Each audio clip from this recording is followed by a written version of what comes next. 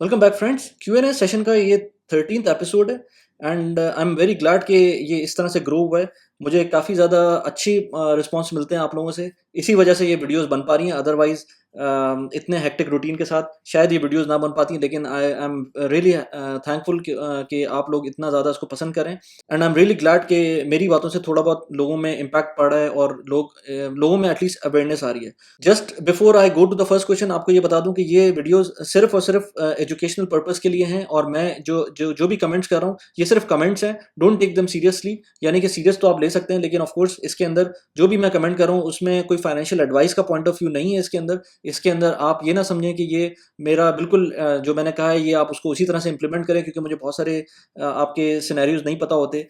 इसके अंदर मुझको सिचुएशन नहीं पता होती लोगों की। प्लस ये कि अगर पता भी हो तब भी मुझको, क्योंकि मैं कोई फाइनेंशियल एडवाइज़र तो हूँ नहीं, ना मैं कोई एक्सपर्ट इस तरह का हूँ। मैं तो सिर्फ एक रेगुलर एक्सपर्ट पाकिस्तानी हूँ, जो कि मुझे जिस लेंस से मैं देख सकता हूँ लोगों को, उससे देखकर मैं कमेंट कर देता हूँ। पहली क्वेश्चन की तरफ चलते हैं। Without further do let's begin. So पहला क्वेश्चन है, सलाम, my name is, I won't take the name, working as IT professional in one of the leading Islamic bank of the UAE since last 10 years. I'm following your YouTube channel and enjoying the content tips you shared on personal finance. Although I'm living in the UAE for the last 10 years and working in the banking sector, but I never thought about investing in stocks or mutual fund to earn passive income. यही तो problem है लोगों की। लोग समझते हैं कि जो चार्टर्ड अकाउंटेंट है या जो जो MBA है उसको पर्सनल फाइनेंस के बारे में भी पता होगा। पर्सनल फाइनेंस जो है वो एक अलग ही डोमेन है। मतलब बड़े बड़े मैक्रो इकोनॉमिस्ट जो होते हैं वो भी शायद अपनी जो जो हाउस होल्ड इनकम है उसको सही से मैनेज नहीं कर पाते। ये एक अलग ही डोमेन है। जैसे मुझसे कोई बात करे मैक्रो इकोनॉमिक्स की तो शायद मैं उस तरह से बात ना कर सकूं, लेकिन मुझसे कोई बात करे पर्सनल फाइनेंस की तो ये मेरा पैशन है। इसके ऊपर मैं बात कर सकता हूँ, नंबर्स पे बात कर सकता हूँ। इसलिए मतलब मैं बीइंग एन इंजीनियर, मुझे इस तरह की चीज़ें पता है। यही बात है कि अगर आपको थोड़ा सा इंटरेस्ट है किसी चीज़ के अंदर, तो भले आपकी फॉर्मल एजुकेशन कुछ भी हो, आप उसके अंदर एक्सेल कर सकते हैं। अच्छा, अब बात करते हैं नेक्स्ट। इनका जो पॉइंट है, your videos motivated me a lot after which I open RD account recently. I raised a new request to open CDC account as well. I don't have words to thank you. Because of you only I took the first step towards planning my financial future. Need to request you to make a video on NRP filer process. Should NRP become filer or not? Becoming a filer now or after spending 10 years in the UAE can create any problem for me. Also advise good reason why do we why we do investment in Pakistan as PKR currency rate keep decreasing. I hope you understand both of my questions. I understand your question, although कि again composition of the emails मैं पहले भी videos में बोल चुका हूँ कि please थोड़ा सा इसको इस तरह रखें कि मैं इजीली पढ़ सकूँ, टाइम कम होता है। एनीवेज, पहला क्वेश्चन आपका ये है कि फाइलर कैसे बने। तो filer being an non resident Pakistani, अगर आपके पास कोई रेंटल प्रॉपर्टी पाकिस्तान में नहीं है या कोई मेजर इन्वेस्टमेंट ऐसी नहीं है जिससे आपको मंथली रिटर्न मिल रहा हो, तो आप बहुत आराम से वेल्थ स्टेटमेंट फाइल नहीं करनी होती। आपको सिर्फ एक, I forgot the name of that form, किसी को कमेंट करना है तो प्लीज़ कमेंट में करके बता दे कि वो फॉर्म का नाम क्या है। मैं नाम भूल गया हूँ उसका, लेकिन वो फॉर्म आपको फिल करना होता है। बहुत ईजी फॉर्म होता है, बहुत आराम से आप पहली दफ़ा में FBR की वेबसाइट के ऊपर उसको रजिस्टर करके आप फिल कर सकते हैं। उसका फ़ायदा ये है कि आपको वंस आपने वो फाइलर बन जाते हैं, फाइलर बनने के फ़ायदे ही फ़ायदे हैं। आप फाइलर बन जाते हैं अगर आपको प्रॉपर्टी लेनी है पाकिस्तान के अंदर, आपको बैंक अकाउंट खोल के उसके उसके रिटर्न्स लेने हैं पाकिस्तान के अंदर, पाकिस्तान बेस्ड अकाउंट के अंदर, और स्टॉक मार्केट के अंदर इन्वेस्ट करना है, उसकी डिविडेंड इनकम लेनी है, या कैपिटल गेन्स टैक्स जो आपको पड़ रहा है वो किस परसेंटेज का बनता है। ये सारी चीज़ें आपको, वो जो स्लैब है आपकी कम हो जाएगी। तो इसलिए आपको उसमें डेफिनेटली फ़ायदा ही फ़ायदा है फाइलर बनने का। इसमें आसान है, बीइंग अ नॉन रेजिडेंट आपको ज़्यादा आसान है फाइलर बनना, बहुत ईजी वे है। और दूसरी बात ये कि RDA के थ्रू ही अपना CDC अकाउंट खोलें, उसमें आपको रिपैट्रिएशन में भी आसानी होगी। अगला क्वेश्चन आपका जो है कि लोग पाकिस्तानी रुपये में क्यों इन्वेस्ट कर रहे हैं जबकि पाकिस्तानी रुपये डिप्रिशिएट होता है। उसका रीज़न आप देख लें। मेरे पास इतने मेरे अपने दोस्त जो सिर्फ UAE में नहीं बाहर भी रहते हैं, यानी कि ऑस्ट्रेलिया, कनाडा, US, जहाँ भी रह रहे हैं, लोग पाकिस्तान में इन्वेस्ट करते हैं। और उसका रीज़न ये है कि भाई पता है ना, पाकिस्तान के अंदर कोई ग्रोथ है।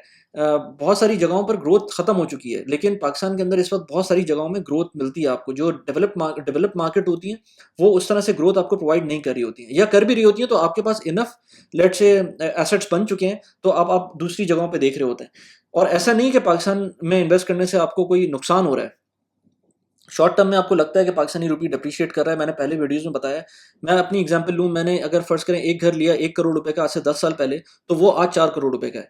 और अगर मैं रुपी की वैल्यू की डिप्रिसिएशन की बात करूँ, तो वो लेट्स से ₹80 का अगर रुपी था पहले, तो वो अभी 160-170 का है। तो रुपी की डिप्रिसिएशन हुई है, तकरीबन डबल हो गया है।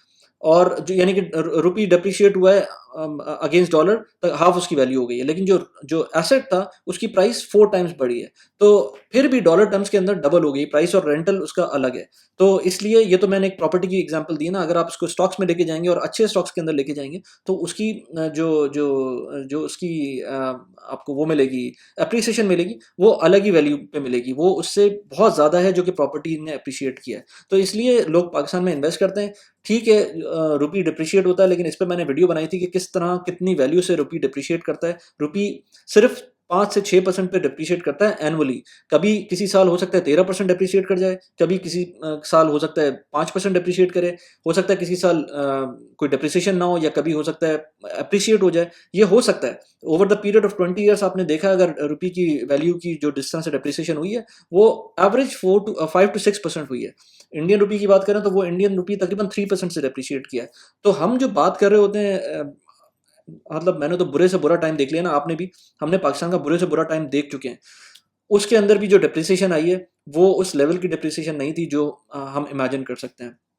इसलिए डिप्रिसिएशन से डर कर इन्वेस्टमेंट ना करना, ये बहुत बड़ी बेवकूफ़ी है।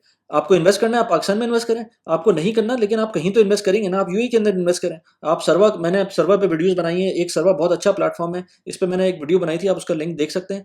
अगर आपको अकाउंट खोलना है उसके अंदर, तो आपको $50 का बोनस भी मिलेगा अगर आप उसको फंड करते हैं अकाउंट को, once you open the account through my link, वो मैंने डिस्क्रिप्शन में डाल दिया लिंक। सर्वा एक बहुत अच्छा प्लेटफ़ॉर्म है, उसके अंदर आप जब आप उसके अंदर अकाउंट खोलते हैं, तो बेसिकली आपको यूएस के स्टॉक्स के अंदर एक्सपोजर मिलता है, यूएस की प्रॉपर्टीज के अंदर एक्सपोजर मिलता है, developed countries apart from US and Canada उसके अंदर एक्सपोजर मिलता है, इमर्जिंग मार्केट्स के अंदर एक्सपोजर मिलता है। आप उसको हल्के हल्के करके उसके अंदर स्टॉक्स में इन्वेस्ट करते रहें।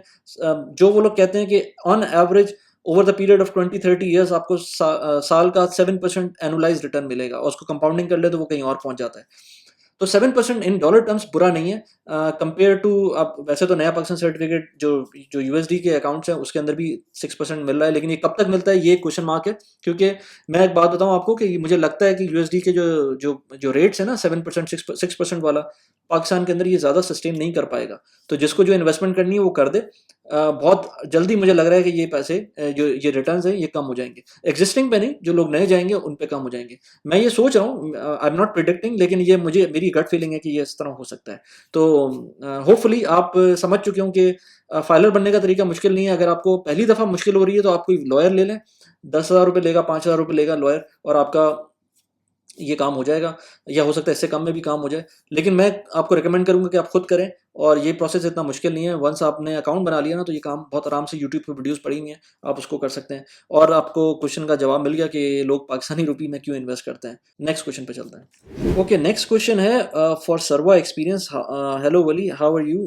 Thanks for making excellent content for guidance in investing and productivity. Can you make a video on of your return percentage and experience of Sarva and how one can invest from Pakistan to Sarva। अच्छा, मैं इसके ऊपर एक video बनाई थी कि मैंने किस तरह से अकाउंट खोला है और क्या-क्या चीज़ें हैं उसके अंदर, सर्वा के अंदर। लेकिन आप सही कह रहे हैं, एक एक वीडियो ऐसी भी बन सकती है कि मैं बनाऊँ कि मेरे पास अब तक क्या रिटर्न्स मिले हैं सर्वा से।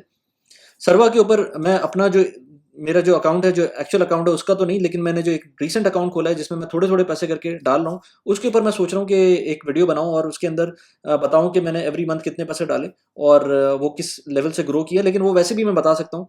आई होप कि मैं जल्दी एक वीडियो इस तरह की लेकर आता हूँ। बाकी ये कि पाकिस्तान से किस तरह से बाय द वे, सर्वा के ऊपर मैं जो वीडियो बनाई थी उसका लिंक मैंने डाल दिया। और पाकिस्तान से किस तरह से खोल सकते हैं अकाउंट सर्वा का, वो इस तरह खोल सकते हैं कि आपको दुबई के अंदर कोई ना कोई प्रेजेंस चाहिए। पाकिस्तान से मैंने पता किया था उनसे, अनफॉर्चुनेटली अनलेस आप पैसे ट्रांसफर कर रहे हो bank account to bank account, Pakistan के बैंक अकाउंट से सर्वा के बैंक अकाउंट में, तब तो ये पॉसिबिलिटी है। जो कि मुझे लग नहीं रहा कि पाकिस्तान के अंदर आप रहते हुए अकाउंट टू अकाउंट ट्रांसफ़र कर सकते हैं सर्वा के अंदर। तो इसलिए क्योंकि Pakistani government is not allowing that, तो इसलिए जो है वो आई डोंट थिंक सो कि it's possible unless you are outside Pakistan. अगर आपको वीडियो पसंद आ रही है तो प्लीज़ लाइक कर दें और सब्सक्राइब भी कर दें चैनल को। इसके अलावा न्यूज़लेटर भी सब्सक्राइब कर दें। मैंने सर्वा के ऊपर न्यूज़लेटर भी लिखा था, आप उस न्यूज़लेटर को भी देख सकते हैं, लिंक डिस्क्रिप्शन में डाल दिया है। अच्छा, नेक्स्ट क्वेश्चन है, एक साहब ने पहले मुझे ईमेल की थी, उसके बाद उन्होंने फॉलो अप एक क्वेश्चन डाला था। डियर वली भाई, thanks for reading my email and providing your valuable feedback. Post your advice, I made an account in Sarwa, I will start investing after I have a response on the below query. Now are the times when where market crash and it is the best time to buy the stocks. Please advise, if you had to 50k Saudi Riyal or dirham, or where would you have invested them? I'm aware that your response will be not a financial advice, but still I would like to listen to your response. Thank you once again. Great work. A bigger fan than last time. Thanks a lot, thanks for the kind words. सर्वा के अंदर आपने good account बना लिया है, अब आप इसको जो है फंड कर दें और इन्वेस्टमेंट स्टार्ट कर दें उसके अंदर। लेकिन मुझसे आपने पूछा कि 50,000 रुपये मेरे दिरहम मेरे पास हो तो मैं क्या करूंगा, तो मैं अगेन आपसे बोलूंगा कि मैं कभी भी वन गो में इन्वेस्टमेंट नहीं करूंगा। मैं इसको ब्रेक करूंगा। सर्वा के अंदर लेट से मैं 10,000 दिरहम, अगर मेरे पास 50,000 दिरहम होते तो मैं शायद 10,000 दिरहम डालता to begin with, and then I will keep on adding up, let's say 2,000 dirhams per month, depending on मेरी सैलरी कितनी है या मेरे पास डिस्पोजेबल इनकम कितनी है। और जो 50,000 रुपये बचे में वो मैं डिफरेंट जगहों पे डालता, मैं कभी भी उसको एक जगह पे एक्यूमुलेट नहीं करता। मैं पाकिस्तान स्टॉक एक्सचेंज के अंदर भी डाल सकता हूँ वो 50,000 दिरहम, डिविडेंड पेइंग स्टॉक्स के अंदर मैं डाल सकता हूँ उन पैसों को। तो मैं कुछ पैसे नया पाकिस्तान सर्टिफिकेट के अंदर डाल सकता हूँ। तो लेट से मैं अगर 50,000 दिरहम को लें तो मैं चार जगहों पर डिवाइड कर, लेट से मेरी लॉटरी निकल गई 50,000 दिरहम की। अब मैं क्या करूंगा उन पैसों का, अब मैं 10,000 दिरहम सर्वा में डालूंगा। 10,000 दिरहम लेट से मैं उसके अंदर नया पाकिस्तान सर्टिफिकेट ले सकता हूँ। 20,000 दिरहम के मैं स्टॉक एक्सचेंज के अंदर पाकिस्तान स्टॉक, क्योंकि मैंने उसको देख लिया है, अब मुझे थोड़ा बहुत समझ में आने लगा है स्टॉक एक्सचेंज पाकिस्तान का, तो मैं उसके अंदर 20,000 दिरहम के जो डिविडेंड पेइंग स्टॉक्स हैं वो खरीदूंगा। और जो 10,000 दिरहम में बचे में वो मैं क्या करूंगा, उसका मैं लेट से उसको मैं, अगर लॉटरी निकली है तो मैं उसको यूज़ कर लूँगा। और मैं डेफिनेटली अपने आप थोड़ा सा एंजॉयमेंट के लिए भी होना चाहिए ना पैसे, तो वो कर लूँगा। तो इस तरह से मैं 50,000 दिरहम को डिवाइड कर दूंगा। आई होप कि आपको समझ में आ गई होगी कि मैं कभी भी नहीं कहता कि एक दफ़ा में एक जगह पर आप लमसम अमाउंट डालें। नेक्स्ट क्वेश्चन पे चलते हैं। सो नेक्स्ट क्वेश्चन है from someone in Saudi Arabia. My name is, I won't take the name, from Saudi Arabia. I am working for the last 7 years in Saudi Arabia as electrical technician. I have saved 2 million Pakistani rupee and my age is 35 years and my salary is 3,000 Riyal and I save every month 80,000 PKR and my budget is 1 crore. In next 5 years, my thinking is I invest 2 million PKR in Islamic certificate, which is a good return. I think 10% return every year. So what I can do, sir, please advise me. And I see all your videos on YouTube about finance and now my mind is open for good thinking. Please, sir, advise me. Okay, I understand the question a bit. लेकिन अगर आपके पास 3,000 दिरहम की salary आ रही है तो आप उसको मतलब 80,000 रुपये पाकिस्तानी सेव कर रहे हैं, तो अराउंड तकरीबन कोई आप 1700-1800 दिरहम सेव कर लेते हैं उसके अंदर। लेकिन अगर आपके पास 3,000 दिरहम की सैलरी, आई एज्यूम कि आपको शायद जो अकोमोडेशन है वो मिली हुई है, जिस वजह से आप इतने सेव कर पा रहे हैं, 80,000 रुपये आप सेव कर पा रहे हैं। तो आप ये देखें कि 5 साल के अंदर अगर आपको 1 करोड़ रुपए का पैसे चाहिए तो उसके लिए 20 लाख रुपए के डिपॉजिट होने चाहिए और 80,000 रुपये पर मंथ इन्वेस्टमेंट के साथ आप विद 11% रिटर्न। आपकी कैलकुलेशन तो ठीक है, यानी कि आपको ये पैसे इतने पैसे बन सकते हैं। यानी कि आप कह रहे हैं कि 80,000 रुपये आप महीने के डालेंगे, टारगेट आपका 1 करोड़ रुपये है और 5 साल के अंदर आपको बनाने हैं पैसे। और करंटली आपके पास 2 million Pakistani rupees Islamic certificates के अंदर पड़े हुए हैं जो कि 10% रिटर्न दे रहे हैं। हाँ, तो इसके हिसाब से आपके, जो मैं कैलकुलेशन कर रहा था उसके हिसाब से 1 करोड़ रुपये 5 साल के अंदर बन जाएंगे आपके। लेकिन अब and I am really impressed कि आपने ये इतनी कैलकुलेशन की है और इस कैलकुलेशन के ऊपर आप पहुँचे। ये कैलकुलेशन बड़े बड़े जो डिग्री होल्डर्स हैं ना, मैं जानता हूँ उनको, वो भी उनके दिमाग जब ये कंपाउंडिंग की बात आती है ना, एक्सेल शीट के ऊपर बैठते हैं तो उनका दिमाग आउट हो जाता है, बिल्कुल समझ ही नहीं आती कि ये चल क्या रहा है। तो बहुत अच्छी बात है अगर आपने ये इतनी कैलकुलेशन कर ली है। अब आप ये कहें, अब बात ये है कि आपने ये 1 करोड़ रुपए 1 साल बाद मिल तो जाएँगे आपको, लेकिन आप 1 करोड़ रुपए में सर्वाइव कैसे करेंगे? आप उसको इन्फ्लेशन देखें, आपने बताया नहीं कि आई थिंक आपकी फैमिली क्या क्या सिचुएशन है आपकी फैमिली की। 35 साल आपकी एज है, 5 साल बाद आप जब देखेंगे तो 45 साल आपकी एज होगी, उस टाइम पे इन्फ्लेशन क्या होगी और क्या सिचुएशन होगी। हाँ, डेफ़िनेटली आप पाकिस्तान में बैठेंगे तो नहीं, आप काम करेंगे, लेकिन फिर भी 1 करोड़ रुपए में आपका घर है, नहीं है, ये सारी चीज़ें मैटर करती हैं। लेकिन आई एम हैप्पी कि आप कम से कम एक तरफ सोच रहे हैं, और मैं आपको इसलिए रिकमेंड नहीं करूँगा स्टॉक्स के लिए, क्योंकि आपको मुझे नहीं पता कि कितना आपको पता है इन इन चीज़ों के बारे में, लेकिन अगर आप कर सकते हैं तो आप ज़रूर एक स्टॉक मार्केट का अकाउंट खोलें, या एटलीस्ट म्यूचुअल फंड का अकाउंट खोल के उसके अंदर कुछ पैसे डालना शुरू कर दें। लेट्स से जो नया पाकिस्तान सर्टिफिकेट आपने डाला हुआ है, उसके थोड़े बहुत पैसे हर महीने, जो लेट्स से 6 महीने बाद जो मिल रहे हैं, उसको आप म्यूचुअल फंड के अकाउंट में डाल दें और उसको थोड़ा सा स्टडी करना शुरू करें। उसको स्टडी करें, स्टॉक मार्केट को स्टडी करें, क्या कौन से स्टॉक्स ले सकते हैं। आई नो कि इट्स ओवरवेलमिंग, थोड़ा-सा मुश्किल काम होता है चीज़ों को देखना, लेकिन अगर आपने इतना कर लिया तो आप शायद वो भी कर लें, तो आप उसको ज़रूर ट्राई ज़रूर करें। नेक्स्ट क्वेश्चन पे चलते हैं। अच्छा, नेक्स्ट क्वेश्चन है, अस्सलाम वालेकुम वली भाई, I am your YouTube subscriber and really enjoy all your videos and learn a lot from you. I wanted to purchase a house in Pakistan and unable to find a good bank or loan for a mortgage. I saw your video on house loan option from for ID account holder, but I'm not sure where to start. I have an RD account with Mizan Bank, and I haven't and but have not heard anything from them once I submit my home loan query. सबसे पहले state bank को Twitter पे जाके बता दें कि भाई मुझे मीज़ान बैंक रिप्लाई नहीं करा, और मीज़ान बैंक को भी इसको उसमें टैग करें। देखता हूँ कैसे नहीं आती उनकी रिप्लाई आपको। मतलब यार हद होती है। इतनी कंप्लेसेंसी की, इतना अच्छा अपॉर्चुनिटी एक बंदा आपको दे रहा है और आप उसको बैठे हुए you are sleeping over it. Banks को मैं आपको रिकमेंड करता हूँ, आप ट्विटर पे अगर आप हैं तो आप सिंपली एक ट्वीट करें स्टेट बैंक को, और उसमें मीज़ान बैंक को टैग करें और बोलें मुझे रिस्पॉन्ड नहीं आ रहा है। वैसे अपने आप पहले एक दफ़ा जो आपका जो रिलेशनशिप मैनेजर है उसको मैसेज ज़रूर करें, क्योंकि मैंने ये देखा है कि नॉर्मली वो लोग रिस्पॉन्ड करते हैं।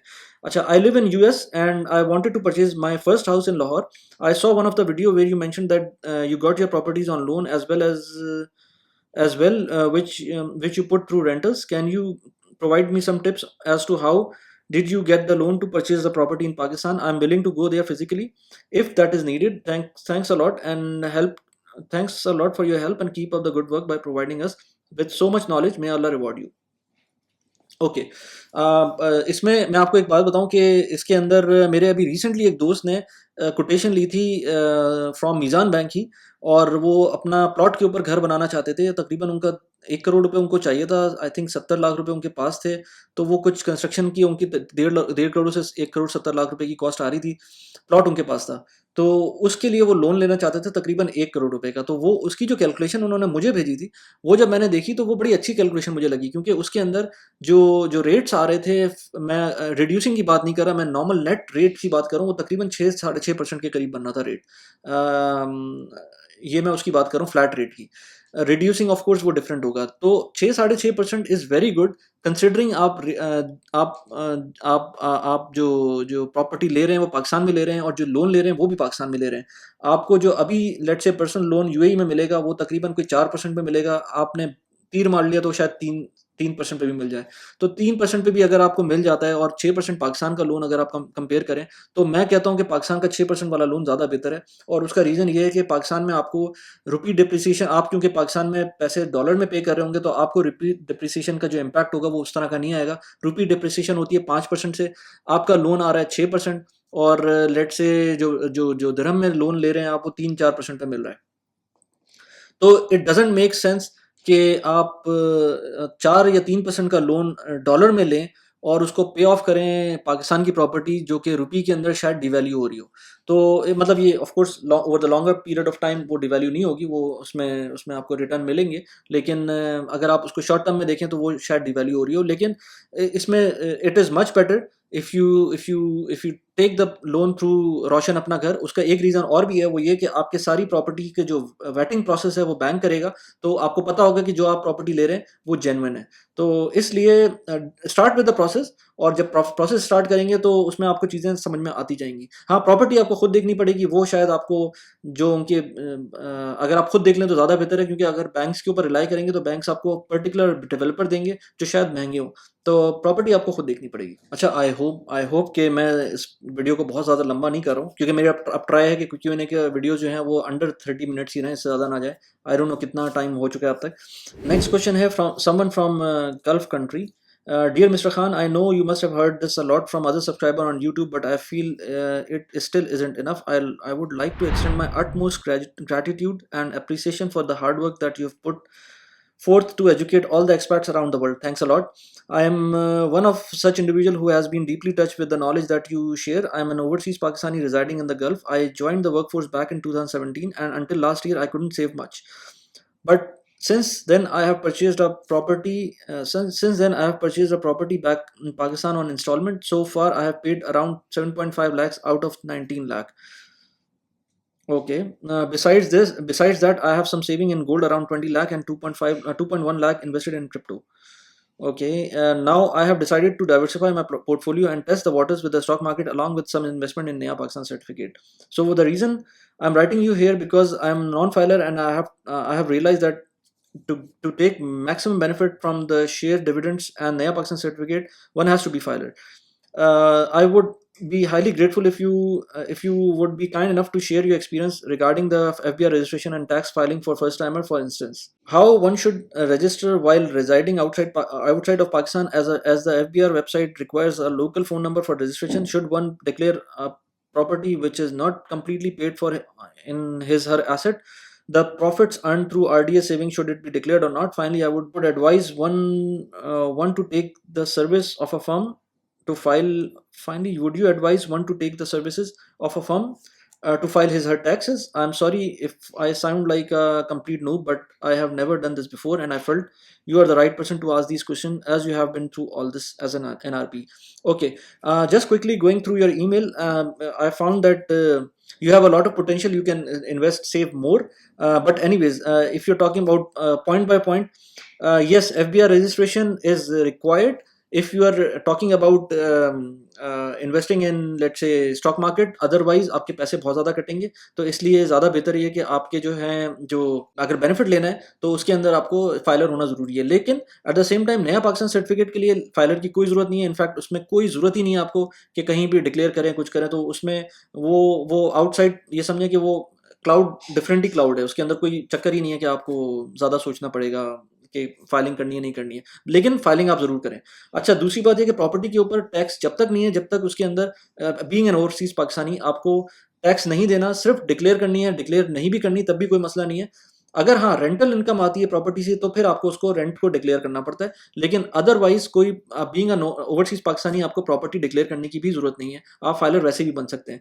पहली दफ़ा के लिए अगर आपको कोई लॉयर चाहिए तो आप ले लें, लेकिन आप ट्राई करें कि जो लॉयर आपके लिए फाइल कर रहा है, आप उससे पूरा डेटा ले लें और आप समझ लें कि कैसे फाइलिंग हुई है। और वो कोई इतना मसला नहीं है, बहुत आसान है। Being for an overseas Pakistani, अगर आप यूट्यूब वीडियोस देखेंगे तो बहुत अच्छी वीडियोस पड़ी हुई हैं, आप उसको देख सकते हैं आराम से कि किस तरह से लोगों ने बीइंग एन ओवरसीज पाकिस्तानी किस तरह से लोग फाइल करते हैं। आई थिंक 1 से 2 घंटे में आपको समझ में आ जाएगी बात। आपका अकाउंट बन जाएगा और आपका ये फाइलिंग वाला प्रोसेस हो जाएगा। आई वुड सजेस्ट कि ना ही लें लॉयर को, आप खुद ही कर लें इस काम को। बाकी ये कि आपको आपके जिस तरह की प्रोफाइल है उसके अंदर आपको ज़रूरत ही नहीं है कि जो है ना आप उसके अंदर ज़्यादा मसलों में पड़ें। आपको सिर्फ as zero tax filer register होना पड़ेगा एफबीआर के अंदर, एंड दैट्स अबाउट इट। उसके बाद आपको कोई ज़रूरत नहीं है। आई होप कि मैंने आपके सवाल के जवाब दे दिए हैं। इस वीडियो को आप देखिएगा, इसके अंदर मैंने जिक्र किया था कि किस तरह से आप अपने फाइनेंस की जर्नी को, पर्सनल फाइनेंस को आप किस तरह से रेट कर सकते हैं 1 to 8 के स्केल के ऊपर। इसके अलावा मैंने इस वीडियो के अंदर बताया था कि जो इंडियन क्रिप्टो, आपने क्रिप्टो की बात की तो मैंने कहा कि बताऊं कि क्रिप्टो के अंदर इंडिया ने जो लेजिस्लेशन की थी उसके क्या इम्पैक्ट्स पड़ते हैं, वो मैंने इस वीडियो के अंदर जिक्र किया था। इस वीडियो को जरूर जाके देखिएगा। कैसी लगी वीडियो प्लीज़ मुझे बताइएगा। Thanks for watching the video. Bye bye.